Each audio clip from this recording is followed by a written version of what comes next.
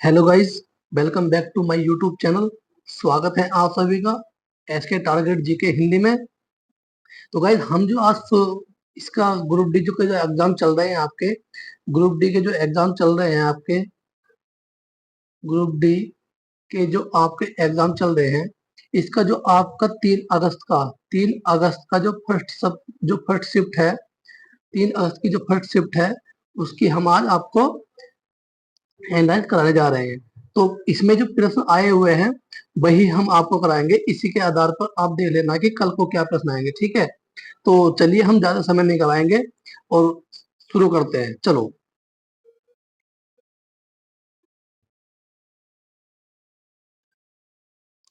तो गाइस,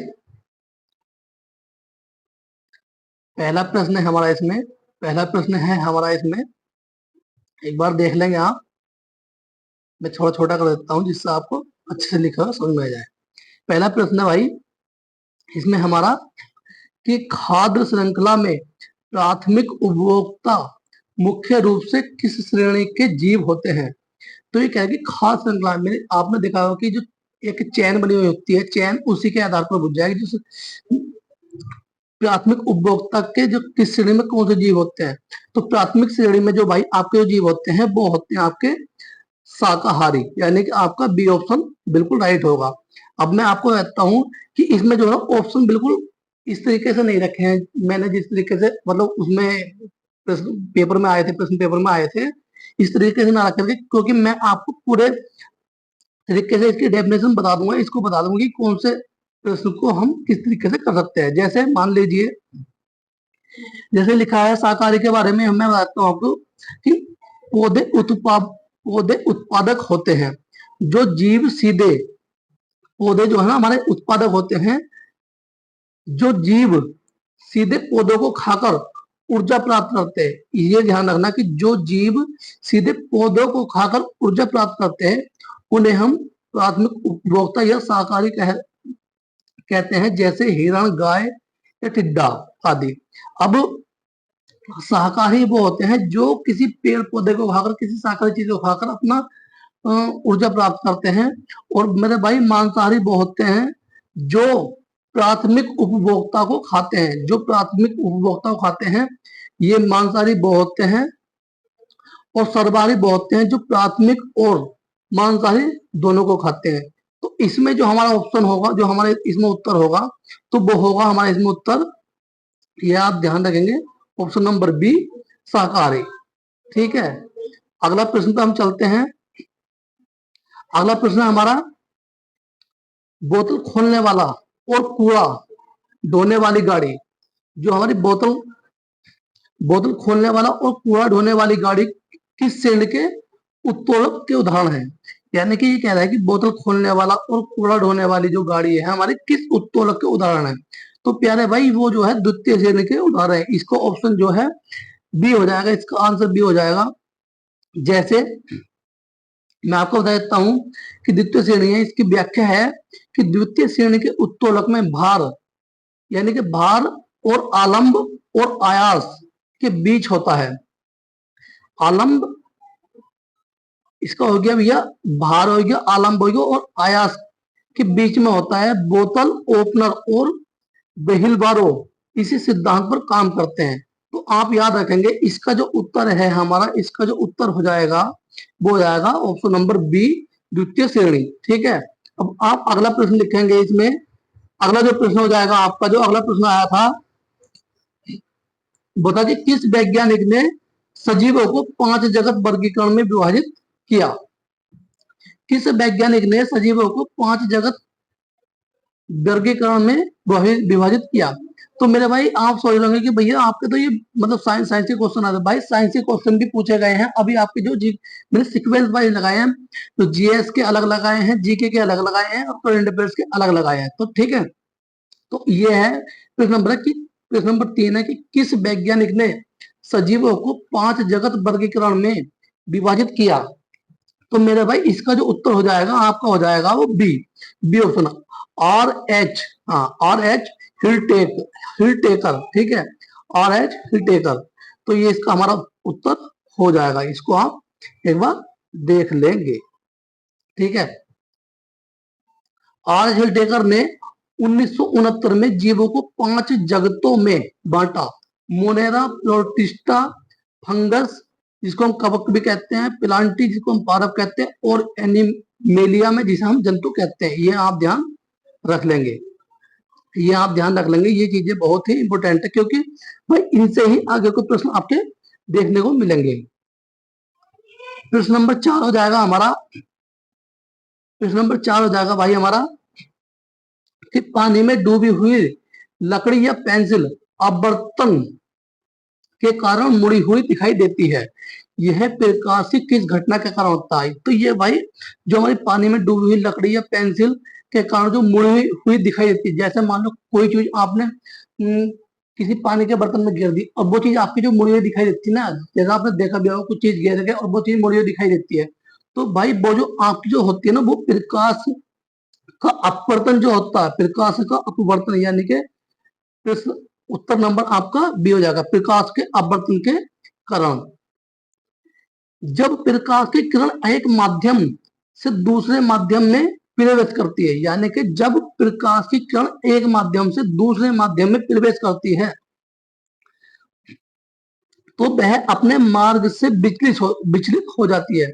जब प्रकाश की किरण एक माध्यम से दूसरे माध्यम में प्रवेश करती है तो जो अपने मार्ग से विचलित हो जाती है, मतलब वो भटक जाती है, इसे अपवर्तन कहते हैं। इसी कारण पेंसिल मुड़ी हुई दिखाई देती है। ये बात आप ध्यान रख लेंगे। प्रश्न नंबर 5 है भाई, आधुनिक आवर्त सारणी में हैलोजन तत्वों को किस समूह में रखा गया?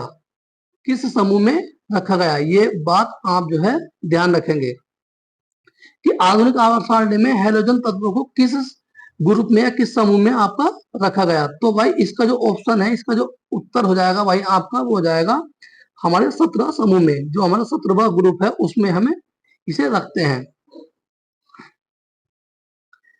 समूह 17 के तत्वों में फ्लोरीन, क्लोरीन, ब्रोमीन और आयोडीन को हैलोजन कहा जाता है, क्योंकि ये अत्यधिक क्रियाशील धातु है और लवण बनाती हैं। ठीक है, ये बात आपको याद रख लेनी है, इसको आप याद रख लेंगे, क्योंकि ये जो आपको दी गई ना, फ्लोरीन, क्लोरीन, ब्रोमीन और आयोडीन, इनसे हर हर शिफ्ट में आपके एग्जाम में जो है प्रश्न पूछे जाने अनिवार्य है। ये पूछे ही पूछे जाएंगे, इसको आप देख लेंगे एक बार। ठीक है, क्वेश्चन नंबर 6 है भाई, मानव शरीर में रक्त का थक्का जमाने में कौन सा विटामिन मुख्य रूप से भूमिका अपनी निभाता है? तो जो के है, विटामिन जो है के, ऑप्शन नंबर हमारा डी। तो इसमें जो है ये जो मानव शरीर में रक्त का थक्का बनता है उसमें अपनी मुख्य भूमिका निभाता है। जैसे हम बात करते हैं विटामिन के, एक यकृत यानी कि लीवर में प्रोथ्रोम्बिन नामक प्रोटीन बनाने में मदद करता है, जो चोट लगने पर रक्त का थक्का जमाने और ब्लीडिंग रोकने के लिए आवश्यक है। ये आपको याद रखना है, क्योंकि विटामिन से भी भाई वहां पर क्वेश्चन आपके पूछे जा रहे हैं। ठीक, क्वेश्चन नंबर 7 है भाई, बेकिंग सोडा का रासायनिक नाम और रासायनिक सूत्र क्या है? तो आपको जो है ये चीज याद रखनी है, ये चीज याद रखनी है कि बेकिंग सोडा का रासायनिक नाम और रासायनिक सूत्र इसका क्या है। तो इसका जो रासायनिक नाम है वो है भाई सोडियम बाइकार्बोनेट। देखो मैं तुम्हें बता देता हूँ कि बेकिंग सोडा एक मैंने आपको पढ़ाया था, जो मैंने आपको ये मतलब ग्रुप डी के लिए साइंस की एक मैंने क्लास ली थी, उसमें बेकिंग सोडा का मैंने आपको बताया था कि बेकिंग सोडा का जो रासायनिक सूत्र उसमें पूछा जाता है और नाम भी उसका रासायनिक नाम उसमें पूछा जाता है। मैंने आप देख सकते हैं कि मैंने वो बताया था, और देखो वही सेम टू सेम क्वेश्चन जो आपको देखने को मिल गया। तो उसका जो ऑप्शन नंबर है भाई वो जाएगा आपका बी, और इसका जो सूत्र हो जाएगा NaCO3। इसका जो सूत्र हो जाएगा, इसका जो रासायनिक नाम है वो है सोडियम बाइकार्बोनेट। ठीक है, ये आपको याद रखनी है। बेकिंग सोडा को सोडियम हाइड्रोजन कार्बोनेट या सोडियम बाइकार्बोनेट भी कहा जाता है। इसका उपयोग खाना पकाने और एटानसिड के रूप में किया जाता है। आपको जो है क्या याद रखना है इसमें, बेकिंग सोडा को सोडियम हाइड्रोजन, भाई एक नाम याद रखना, बेकिंग सोडा को सोडियम हाइड्रोजन कार्बोनेट या सोडियम कार्बोनेट। देखो सोडियम कार्बोनेट तो मैंने आपको बता दिया, लेकिन सोडियम हाइड्रोजन कार्बोनेट भी आपको याद रखना है, ये नाम भी आपको याद रखना है। ठीक है, चलो अगला प्रश्न है हमारा, प्रतिरोध का एसआई मात्रक क्या होता है? प्रतिरोध, भाई प्रतिरोध का एसआई मात्रक हमारा क्या होता है? तो प्रतिरोध का हमारा एसआई मात्रक जो होता है वो होता है भाई हमारा ओम। ठीक है, ओम हमारा प्रतिरोध का एसआई मात्रक होता है। ऑप्शन नंबर आपका सी सही हो जाएगा इसमें। विद्युत धारा के प्रवाह में रुकावट डालने वाले गुण को प्रतिरोध कहते हैं। इसका एसआई मात्रक ओम, यानी कि ओम, ये चीजें आप याद रखेंगे क्योंकि ओम आपको याद उसमें जो ना ओम लिख करके दे देगा, लेकिन आपको सिंबल दे देगा कि कौन कौन, आपको सिंबल दे देगा कि कौन कौन से होते हैं। आपको ओम लिख करके ना देखे सिंबल सिंबल दे सकता है। तो धारा का मात्रक एम्पियर और विभवांतर का वोल्ट होता है। ये आपको जो चिन्ह है ना, ये चिन्ह है, आपको ये याद रखना है। हाँ, ये सिंबल आपको याद रखना है। अब भाई हम देखते हैं सामान्य ज्ञान और करंट के, जो आपके जीके और करंट के क्वेश्चन आपके पूछे गए हैं उसमें से। ठीक, पहला क्वेश्चन है इसमें, क्वेश्चन नंबर 9 है कि नीति आयोग के प्रधान अध्यक्ष कौन होते हैं? कि नीति आयोग जो है हमारा, उसके प्रधान अध्यक्ष कौन होते हैं? तो भाई आपको याद रखना है कि भारत के जो प्रधानमंत्री हैं इस टाइम पे हमारे नरेंद्र मोदी जी, वो हमारे इसके नीति आयोग के प्रधान अध्यक्ष हैं। यानी कि योजना आयोग के स्थान पर 1 जनवरी 2015 को नीति आयोग यानी कि राष्ट्रीय भारत परिवर्तन संस्थान का गठन किया गया, जिसके अध्यक्ष हमेशा देश के वर्तमान प्रधानमंत्री होते हैं। ये बात आपको याद रखनी है कि नीति आयोग की जो स्थापना हुई थी, नीति आयोग का जो गठन हुआ था वो 1 जनवरी 2015 को हुआ था। और जो हमारा योजना आयोग था, योजना आयोग के स्थान पर ये आया था 25 जनवरी 1950 को योजना आयोग की स्थापना कर दी जवाहरलाल नेहरू ने। तो उसके स्थान पर 1 जनवरी 2015 को नीति आयोग का गठन हुआ, जिसको 15 अगस्त 2014 को समाप्त कर दिया गया था योजना आयोग को, और उसके स्थान पर नीति आयोग का गठन हुआ। ठीक, ये बात आपको याद रख लेनी है। प्रश्न नंबर 10 है कि भारत के संविधान के किस अनुच्छेद के तहत अस्पृश्यता का अंत किया गया है? तो आपको जो है याद रखना है कि भारत के संविधान के किस अनुच्छेद के तहत अस्पृश्यता का अंत किया गया है? तो ऑप्शन है इसका आपका सी ऑप्शन हो जाएगा, 17 आर्टिकल 17 के अंतर्गत किया गया है। जो 14 है हमारा, ये आपको जो याद रखना है, जो 14 है उसमें हमारा समानता का अधिकार है, समानता का अधिकार है। ठीक है, अनुच्छेद 15 में आपको, अनुच्छेद 15 में जो आपको धर्म, मूल, वंश और इत्यादि के मामले में आपको जो है कोई भी जाति, मूल, वंश के मामले में आपको जो भी इसमें दिया गया है, ये चीज आपको याद रख लेनी है 15 में। ठीक है, 17 में आपका अस्पृश्यता है और 19 में आपको जो है आपको 7 मौलिक अधिकार दिए गए थे, इसमें अब घटा करके 40वें संविधान संशोधन से 1 हटा करके उसमें 6 कर दिए गए हैं। ये बात आपको याद रख लेनी है। अब 6 कर दिए गए हैं, जिसमें संपत्ति का अधिकार को हटाकर 300 के ए में रख दिया गया है। ये बात आपको याद रख लेनी है। और इसका जो उत्तर रहेगा वो रहेगा अनुच्छेद 17, यानी कि ऑप्शन नंबर सी आपका रहेगा। ठीक है, भारतीय संविधान का अनुच्छेद 17 मौलिक अधिकारों के अंतर्गत आता है, जो किसी भी रूप से छुआछूत या अस्पृश्यता के आचरण को प्रतिबंधित और दंडनीय अपराध घोषित करता है। देखो मैंने जो बात आपको बताई थी कि अस्पृश्यता के बारे में जो 17वां मतलब अनुच्छेद है वो आपके मौलिक अधिकारों के अंतर्गत आता है, जो आपको अस्पृश्यता, छुआछूत या अस्पृश्यता के आचरण को प्रतिबंधित करता है और दंडनीय अपराध घोषित करता है। ठीक, प्रश्न नंबर 11, प्रश्न नंबर 11 पर जाएंगे।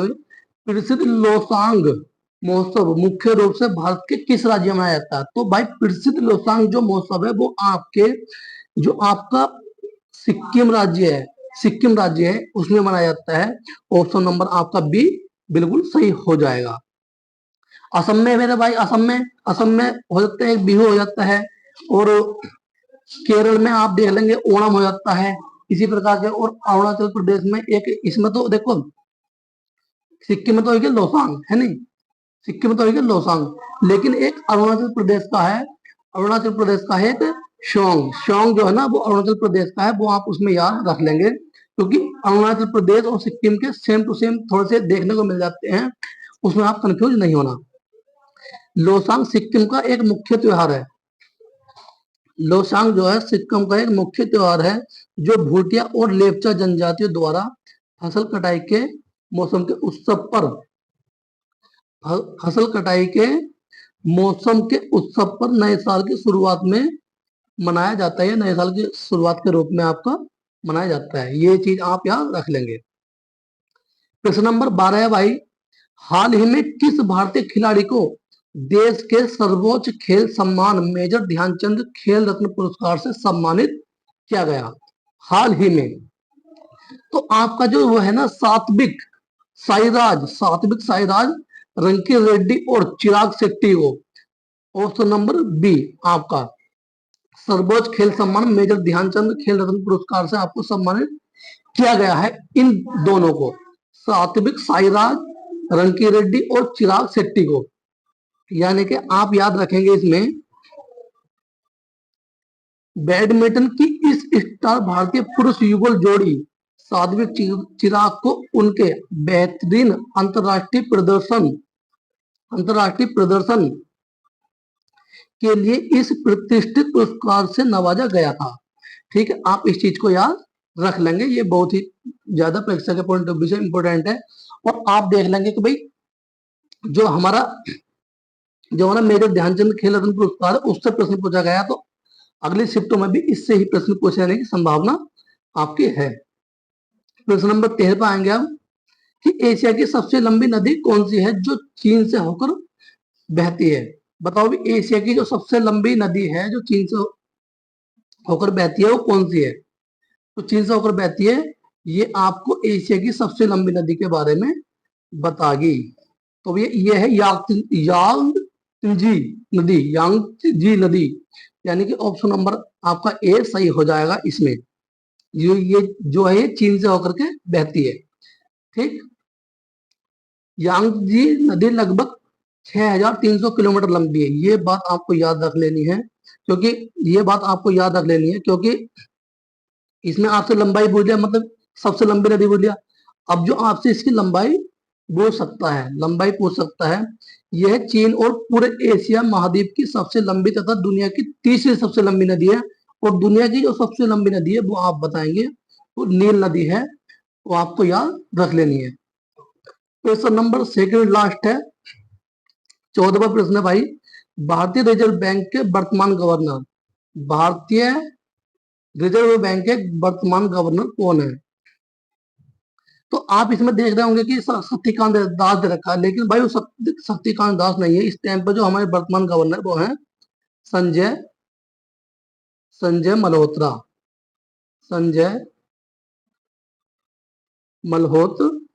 एक सेकंड रुकेंगे। संजय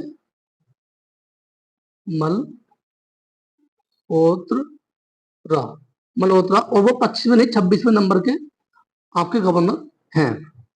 इस बात को आप याद रख लेंगे। ठीक,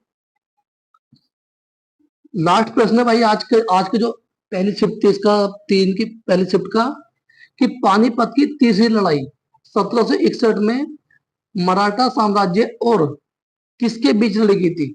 तो आप ये बताएंगे कि जो मराठा साम्राज्य था उसके बीच और दूसरा किसके बीच लड़ी गई थी? भाई वो था हमारा अहमद शाह अब्दाली। ये प्रश्न आपने देखा होगा कि 1761 में मराठा साम्राज्य की लड़ाई हुई थी। उत्तर प्रदेश पुलिस के जो 8 जून की सेकंड शिफ्ट थी उसमें भी ये प्रश्न पूछा गया था।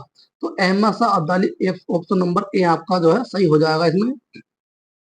पानीपत का तीसरा युद्ध यानी कि 14 जनवरी 1761 को मराठा सेना और अफगान शासक अहमद शाह अब्दाली यानी कि दुर्रानी की सेना के बीच हुआ था, जिसमें मराठों की हार हुई थी। ये बात आपको याद रख लेनी कि आपसे हार और विजेता के बोझ में पूछ सकता है कि आपकी जो इसमें विजय कौन हुआ था। तो अफगान का शासक अहमद शाह अब्दाली इसमें विजय हुआ था और मराठे जो है इसमें हार गए थे। तो भाई ये आज के 15 प्रश्न थे। उम्मीद करता हूँ कि आज आपको जो है अच्छे से समझ में आया होगा। और इसी के आधार पर जो है आपके जो अगले जो पेपर होने वाले, अगली जो शिफ्ट होने वाली है, सेकंड शिफ्ट, थर्ड शिफ्ट, और जी आपके जो है क्या कहते हैं उसको 4, 5, 6 को आपके होने वाले, उसके बाद 9, 10, इसी प्रकार से जिस भी तारीख को आपके एग्जाम है उसमें आप इस तरीके से क्वेश्चन याद कर सकते हैं और हम आपको प्रत्येक शिफ्ट वाइज रिव्यू और एनालाइज करा देंगे। तो आप इस चैनल को सब्सक्राइब करना ना भूले, सब्सक्राइब कर देना भाई, और वीडियो को शेयर कर देना और कमेंट में आपके बताना कि आपके इसमें 15 में से कितने क्वेश्चन सही हुए, क्योंकि 15 क्वेश्चन अभी तक मिले हैं, इसलिए 15 क्वेश्चन आपको दे दिए गए हैं। ठीक है, आप ज्यादा से ज्यादा वीडियो को लाइक करना, सब्सक्राइब करना चैनल को और शेयर करना। ठीक है, तो मिलते हैं अगली शिफ्ट में जल्दी आपसे। जय हिंद, जय भारत।